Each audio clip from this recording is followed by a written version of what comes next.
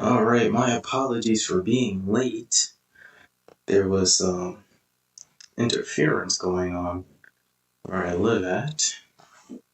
Um, Trump and Netanyahu have made their ways to the podium, so we are not going to waste any time and we are going to get right into it. Mhm.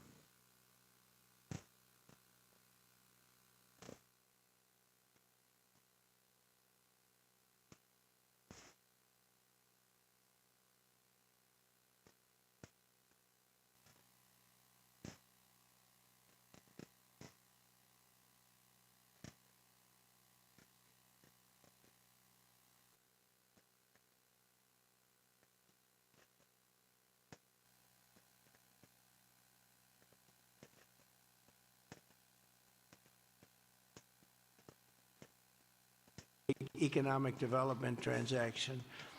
I think we're going to have a lot of people signing up very quickly. Unfortunately, for 4 years, nobody signed up. Nobody did anything for 4 years except in the negative. Unfortunately, the weakness and incompetence of those years, those past 4 years, the grave damage around the globe that was done, including in the Middle East, grave damage all over the globe. The horrors of October 7th would never have happened if I were president. The Ukraine and Russia disaster would never have happened if I were president.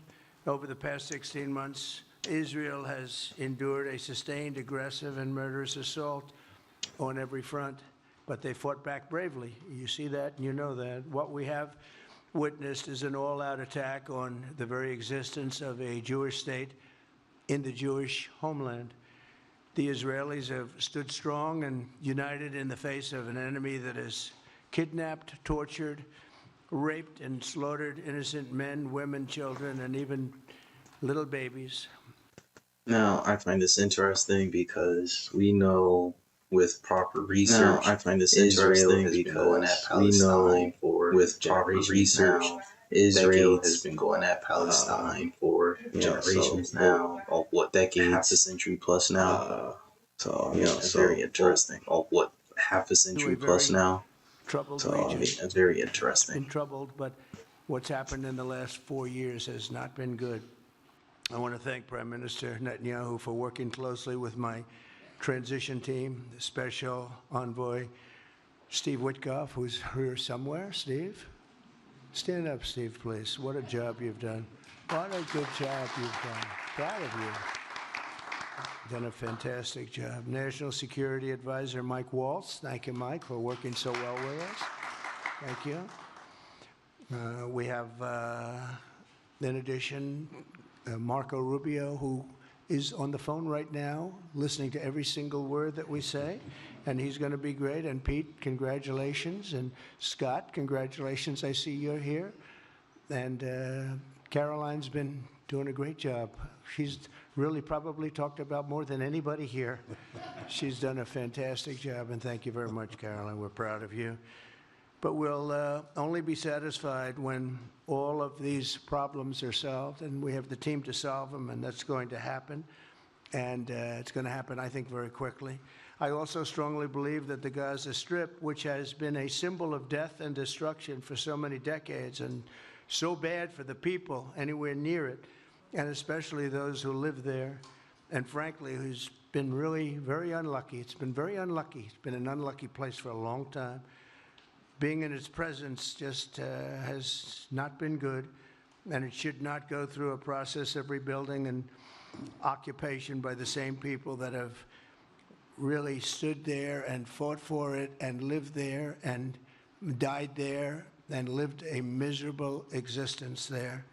Instead, we should go to other countries of interest with humanitarian hearts, and there are many of them that want to do this, and build various domains that will ultimately be occupied by the 1.8 million Palestinians living in Gaza, ending the death and destruction and, frankly, bad luck.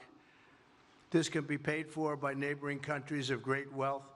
It could be 1, 2, 3, 4, 5, 7, 8, 12. It could be numerous sites, or it could be one large site. But the people will be able to live in comfort and peace and we'll make sure something really spectacular is done. They're going to have peace. They're not going to be shot at and killed and destroyed like this civilization of wonderful people has had to endure. The only reason the Palestinians want to go back to Gaza is they have no alternative. It's right now a demolition site. This is just a demolition site. Virtually every building is down. They're living under fallen concrete that's very dangerous and very precarious. They instead can occupy all of a beautiful area with homes and safety, and they can live out their lives in peace and harmony instead of having to go back and do it again. The U.S. will take over the Gaza Strip, and we will do a job with it, too. We'll own it and be responsible for dismantling all of the dangerous unexploded bombs and other weapons on the site, level the site and get rid of the destroyed buildings, level it out, create an economic development that will supply unlimited numbers of jobs and housing for the people of the area. Do a real job, do something different. Just can't go back. If you go back, it's going to end up the same way it has for 100 years. I'm hopeful that this ceasefire could be the beginning of a larger and more enduring peace that will end the bloodshed and killing once and for all. With the same goal in mind, my administration has been moving quickly to restore trust in the alliance and rebuild American strength throughout the region, and we've really done that. We're a respected nation again. A lot's happened in the last couple of weeks. We are actually a very respected nation again. I ended the last administration's de facto arms embargo on over $1 billion in military assistance for Israel. And I'm also pleased to announce that this afternoon, the United States withdrew from the anti-Semitic UN Human Rights Council and ended all of the support for the UN Relief and Works Agency, which funneled money to Hamas and which was very disloyal to humanity. Today, I also took action to restore a maximum pressure policy on the Iranian regime, and we will once again enforce the most aggressive possible sanctions, drive Iranian oil exports to zero, and diminish the regime's capacity to fund terror throughout the region and throughout the world. We had no threat when I left office.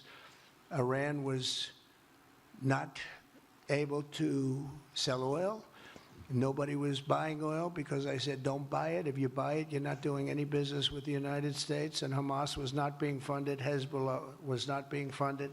Nobody was being funded. There would never have been an October 7th. 2 weeks ago, I once again designated the Houthis as a terrorist organization. They're trying to destroy world shipping lanes, and that's not going to happen. And over the weekend, I ordered airstrikes against senior ISIS leaders hiding in the caves of Somalia and took them out. Here in America, we've begun the process of deporting foreign terrorists, jihadists, and Hamas sympathizers from our soil, just as we have people that are extremely evil, and we're sending them out of our country. They came from jails. They came from mental institutions and insane asylums, and they were dumped into our country. They're gang members. We're getting them out at numbers that nobody can actually believe. And every single country is taking those people back. They said they would never take them back, and they're all taking them back, and they're taking them back very gladly. And I recently signed an executive order combating the vile wave of anti-Semitism that we've seen in the aftermath of the October 7th attacks. Together, America and Israel will renew the optimism that shined so brightly just 4 years ago. It was really a bright, beautiful light. We will restore calm and stability to the region and expand prosperity, opportunity, and hope to our nations and for all people of the Middle East, including the Arab and Muslim nations. Very important. We want the Arab and Muslim nations to have peace and have tranquility and have great lives. I'd like to now invite Prime Minister Netanyahu to say a few words, and we'll take some questions afterwards. Thank you very much. Thank you, Mr. President. I'm honored that you invited me to be the first foreign leader to visit the White House in your second term. This is a testament to your friendship and support for the Jewish state and the Jewish people. I've said this before, I'll say it again. You are the greatest friend Israel has ever had in the White House.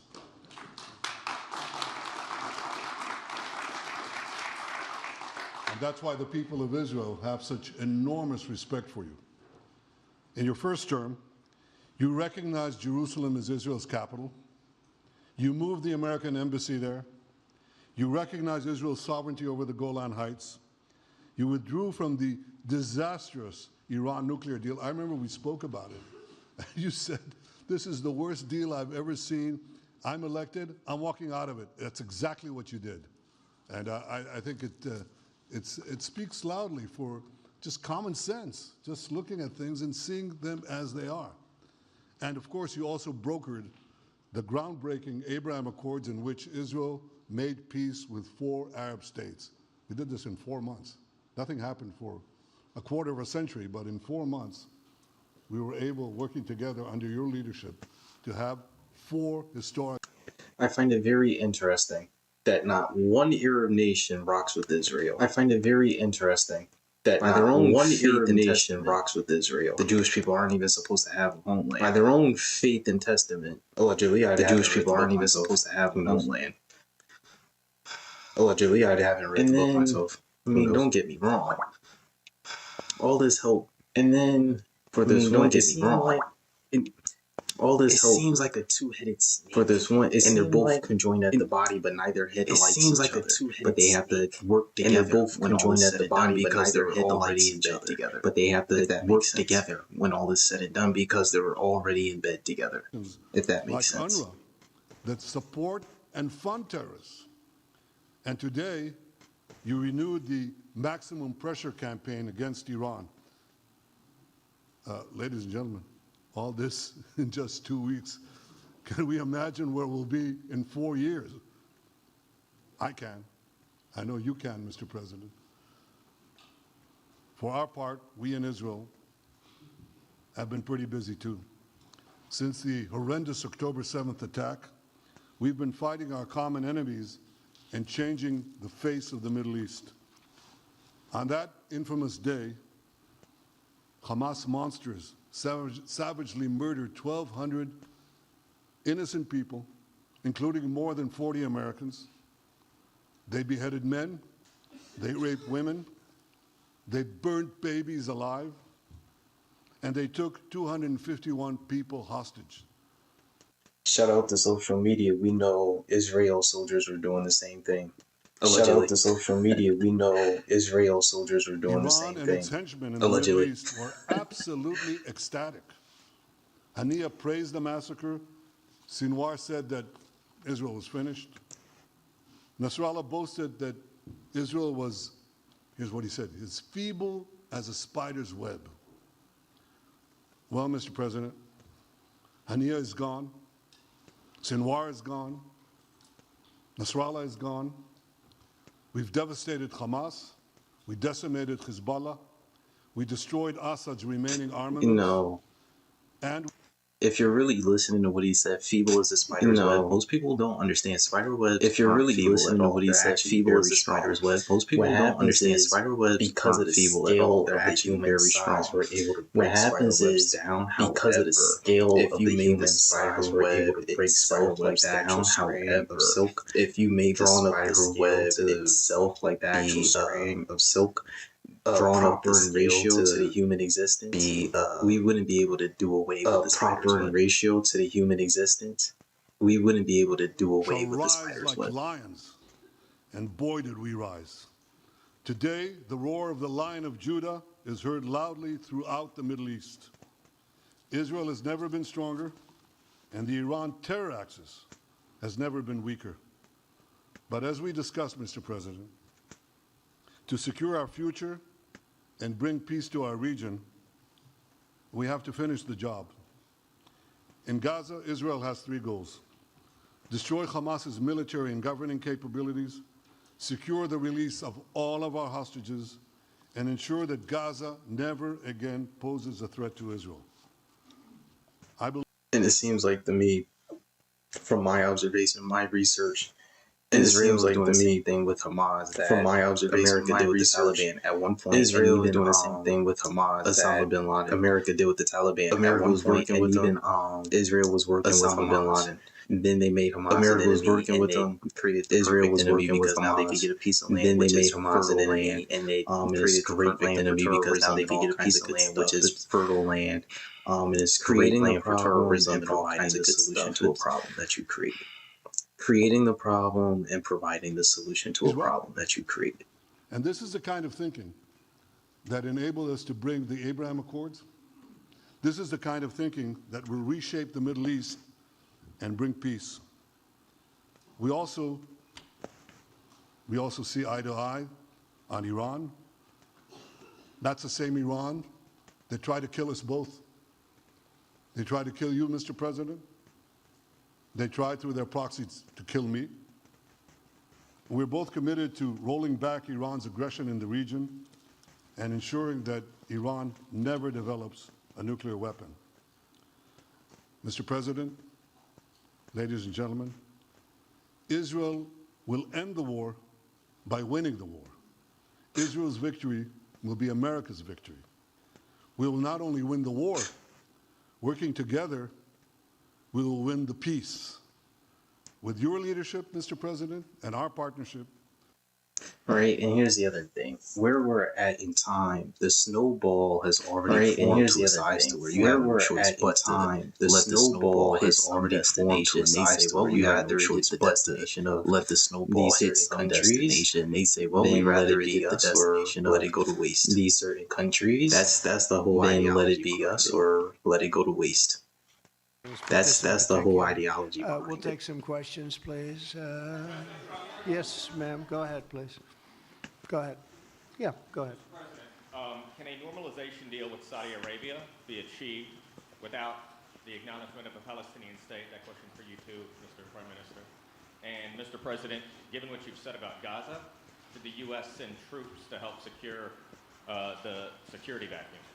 So Saudi Arabia is going to be very helpful, and they have been very helpful. They want peace in the Middle East. It's very simple. We know their leader and their leaders very well. They're wonderful people, and they want peace in the Middle East. As far as Gaza is concerned, we'll do what is necessary. If it's necessary, we'll do that. We're going to take over that peace, and we're going to develop it, create thousands and thousands of jobs, and it'll be something that the entire Middle East can be very proud of. But everybody feels that continuing the same process that's gone on forever, over and over again, and then it starts, and then the killing starts, and all of the other problems start, and you end up in the same place, and we don't want to see that happen. So by the United States, with its stability and strength, owning it, especially the strength that we're developing and developed over the last fairly short period of time, I would say really since the election, I think we'll be a keeper of something that is very, very strong, very powerful, and very, very good for the area, not just for Israel, for the entire Middle East, very important. And we'll, again, have thousands of jobs, and there'll be jobs for everyone, not for a specific group of people, but for everybody. Okay, please. I think peace between Israel and Saudi Arabia is not only feasible, I think it's going to happen. I think if we had another half a year in your first term, it would have already happened. True. Many, many more, I agree, many more nations. I think you can't prejudge and pre-guess how we'll achieve it, but I'm committed to achieving it. And I know the President is committed to achieving it, and I think the Saudi leadership is interested to achieve it. So we'll give it a good shot, and I think we'll succeed. Yeah, please, go ahead.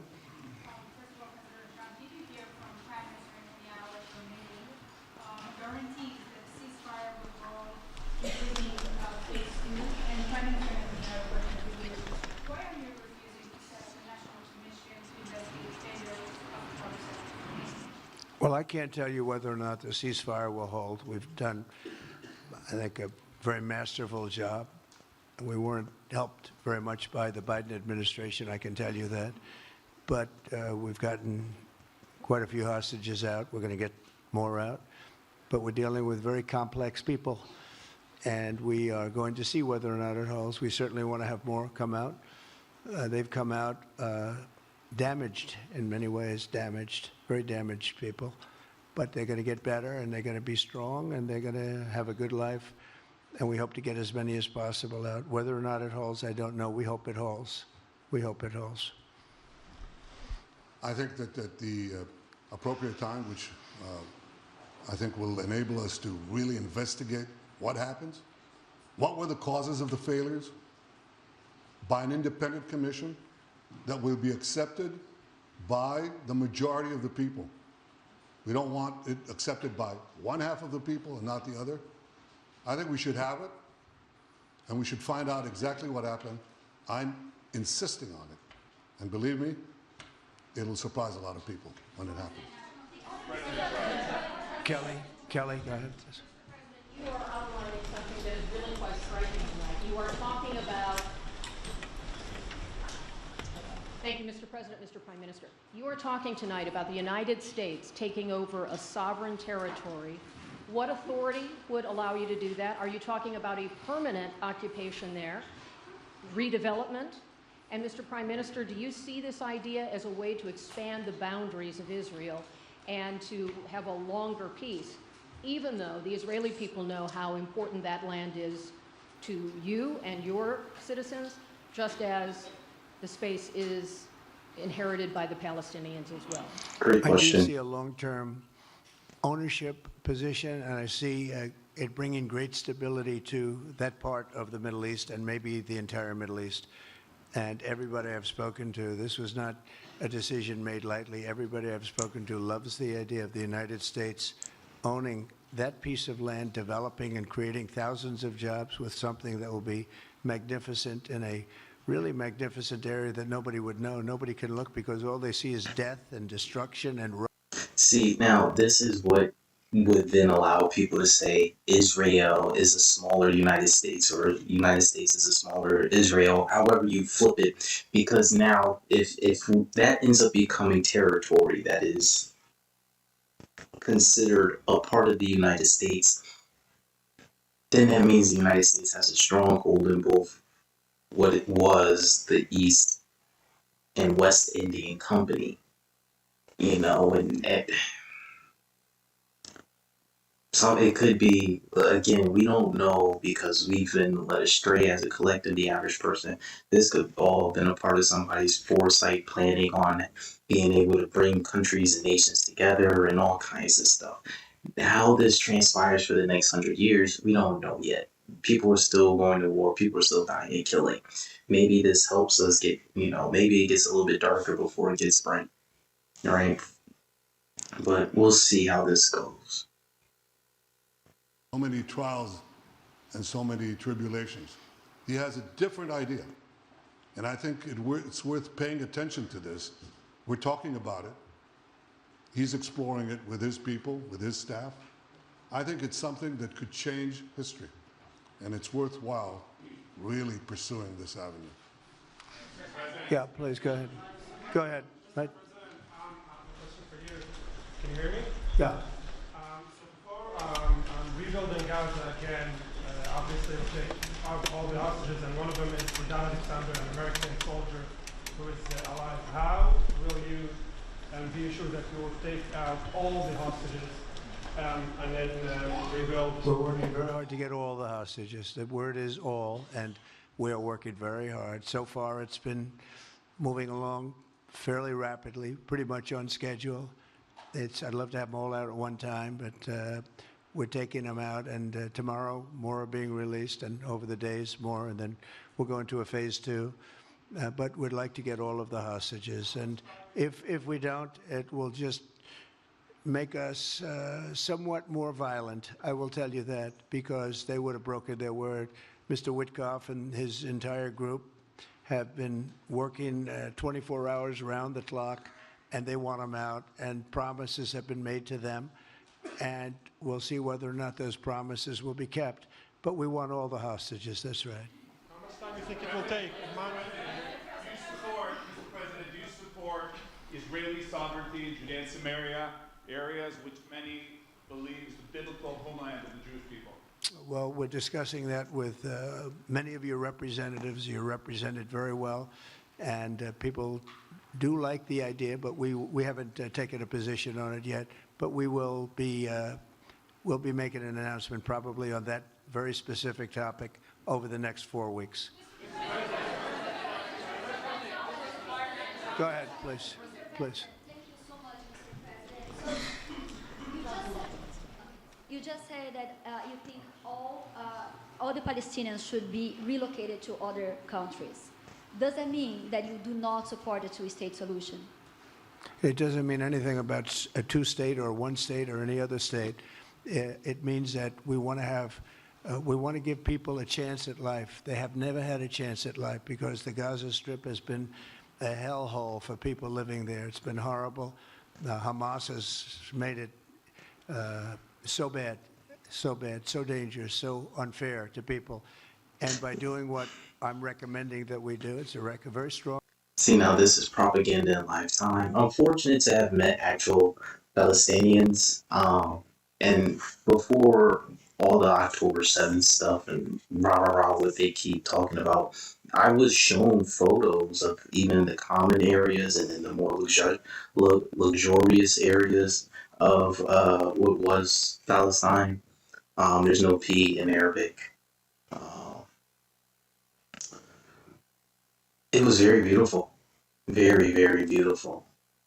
And to see, now it's, what it is and what they're saying, but that doesn't tell the whole picture, It's almost they're speaking as if none of this happened except for on that day. And it's like you're again spinning and rewriting history and spinning the narrative in real time as if the intelligence of people can't go back and research, and no matter how much you try to control information is free and it's not for any just one man to control or any group of man to control.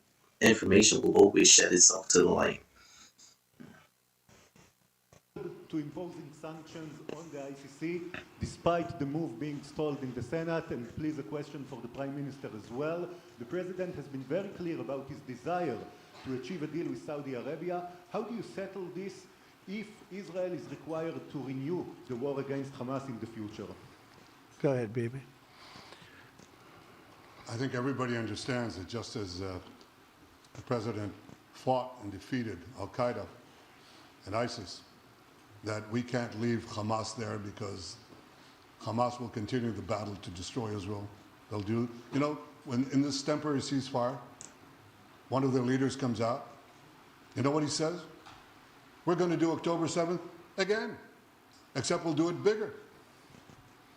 So obviously, you can't talk about peace neither with Hamas or in the Middle East if this, toxic, murderous organization is left standing. Any more than you could make peace in Europe after World War II if the Nazi regime was left standing and the Nazi army was left standing. You want a different future? You got to knock out the people. Say again, propaganda. I know I'm stopping in the middle of them speaking, but with all proper context, when you do the history of it, the Nazi regime, come to find out, when you do the research, they came to the same information that Americans today are coming to. Hold on. The same group of people that practice the same faith over 2 millennia ago were putting in practices that have destroyed nations time and time and time and time and time again. All across Europe, even into Russia, as far as Moscow, Russia, multiple times. And then now all of a sudden, they're the murderers and this and the third. Propaganda, war is 24/7. You gotta be able to see through the illusions. Politicians, polytricksters. Tricks of many. You said earlier today that it was tough for you to implement these sanctions on Iran, but you did indicate that you were willing to negotiate with them. What would that look like, and are you in conversations with them? And the same for the Prime Minister, sir. I hated doing it. I want Iran to be peaceful and successful. I hated doing it. I did it once before, and we brought them down to a level where they were unable to give any money. They had to survive themselves, and they had no money. They were essentially broke. And they had no money for, as I said, Hezbollah. They had no money for Hamas. They had no money for any form of terror. The 28, if you call it, the 28 sites of terror. They had no money for any of it. They had to do their own and focus on their own well-being. And I hated to do it then, and I hate to do it just as much now. And I say this, and I say this to Iran, who's listening very intently. I would love to be able to make a great deal, a deal where you can get on with your lives and you'll do wonderfully. You'll do wonderfully. Incredible people, industrious, beautiful, just an unbelievable group of people in Iran. And I know them well, have many friends from Iran and many friends that are Americans from Iran, and they're very proud of Iran. But I hated to do it, just so you understand. And I hope we're going to be able to do something so that it doesn't end up in a very catastrophic situation. I don't want to see that happen. I really want to see peace, and I hope that we're able to do that. They cannot have a nuclear weapon. It's very simple. I'm not putting restrictions. They cannot have one thing. They cannot have a nuclear weapon. And if I think that they will have a nuclear weapon, despite what I just said, I think that's going to be very unfortunate for them. If, on the other hand, they can convince us that they won't, and I hope they can. It's very easy to do. It's actually very easy to do. I think they're going to have an unbelievable future. Yeah, please, sir, go ahead. You just laid out your plan for Gaza. Yes. Can you lay out your plan for Ukraine and also... For Ukraine? For Ukraine, yes. You consider yourself a strong leader. You blamed your predecessor for letting Russia to take over Ukraine. Will you demand from Putin to get out of Ukraine, from sovereign territory of Ukraine?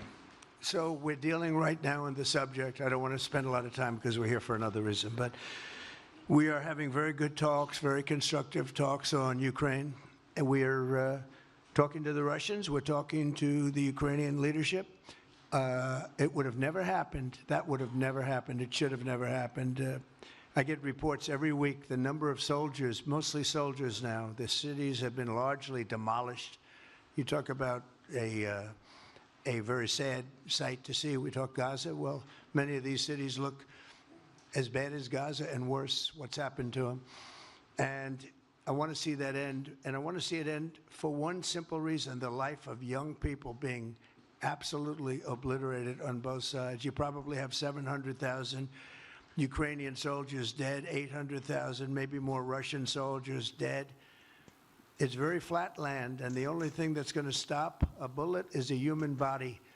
In this case, usually soldiers. And the numbers are staggering when you hear the real numbers in Ukraine, what the numbers are. And this doesn't include the cities that have been demolished and all of the people that were killed. So I want to see it stopped. We're having very good talks, and I think we're going to get it. I think something will be hopefully dramatically, it will rise above everything. You can't let this continue. This is an absolute slaughter that's taking place on the beautiful farmlands of Ukraine, and we have to stop it. We can't let this continue. It is a human tragedy, and we're going to try very hard to stop it. Yeah, please, go ahead, sir. Go ahead. Mr. President, thank you very much. Okay.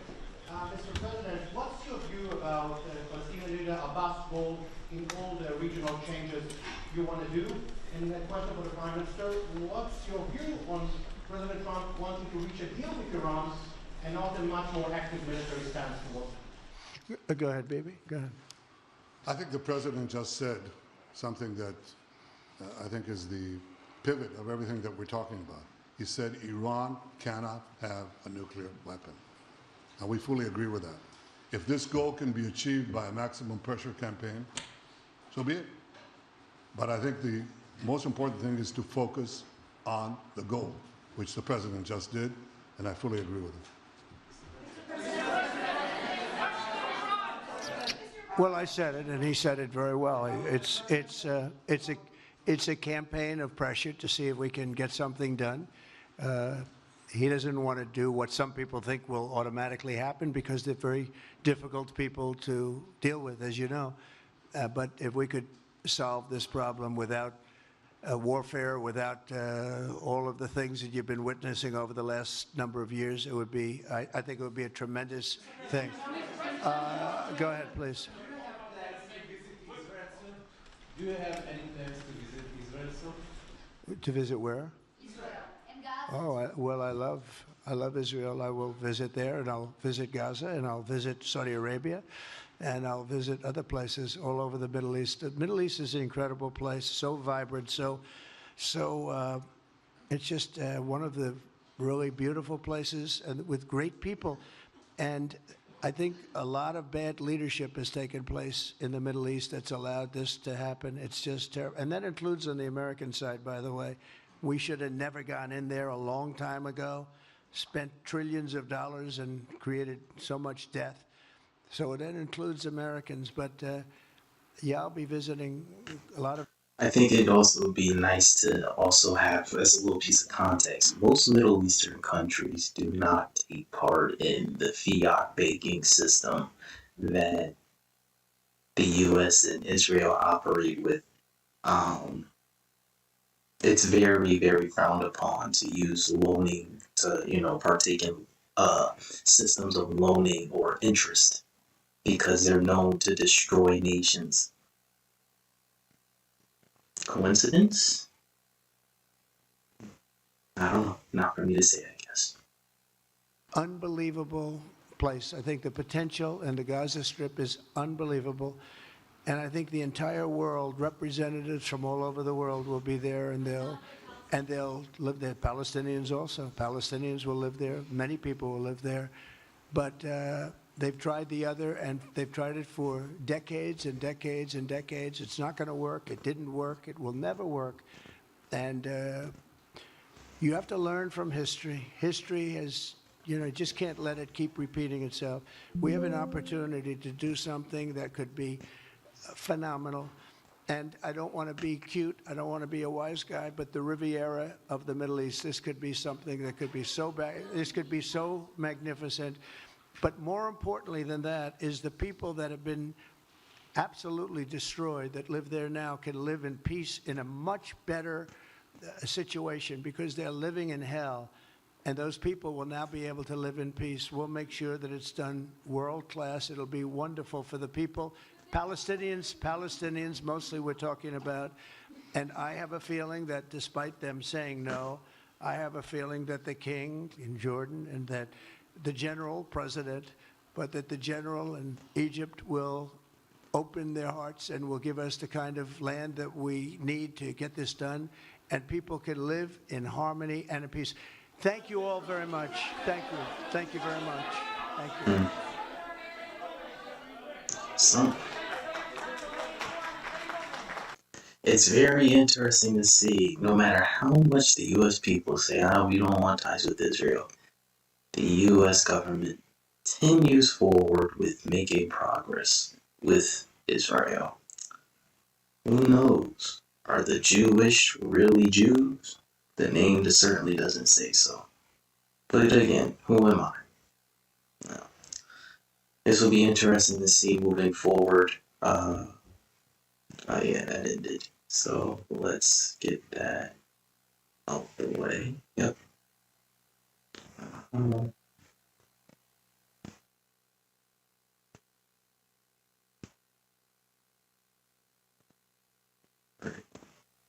Listen, I mean, again, the ball is already rolling. We voiced ourselves as much as we could as a people through social media. But we know that there are certain powers that be that are going to make their decisions. The everyday person doesn't have access, per se, to these figures. I mean, rightly so, but at the same time,